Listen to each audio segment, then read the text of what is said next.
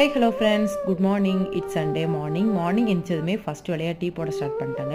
ரொம்ப நாளைக்கு அப்புறம் இத்தனை சங்குப்பூ பூத்துருந்தது. சரி, ஓகே, அதை வச்சு இன்றைக்கி டீ போட்டு பார்த்துடலாம் அப்படின்னு சொல்லிட்டு டீ போட்டு பார்த்துருந்தேன். எப்போதும் குடிக்கிற டேஸ்ட்டு மாதிரி தாங்க இருந்து, ஒரு வித்தியாசமும் தெரியலை.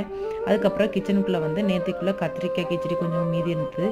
அது சூடு பண்ண வச்சுட்டு அப்படியே வெளியில் கிளம்பிட்டோங்க. எங்கே அப்படின்னா மார்க்கெட்டுக்கு தாங்க. அரிசிலாம் வாங்க வேண்டியிருந்தது.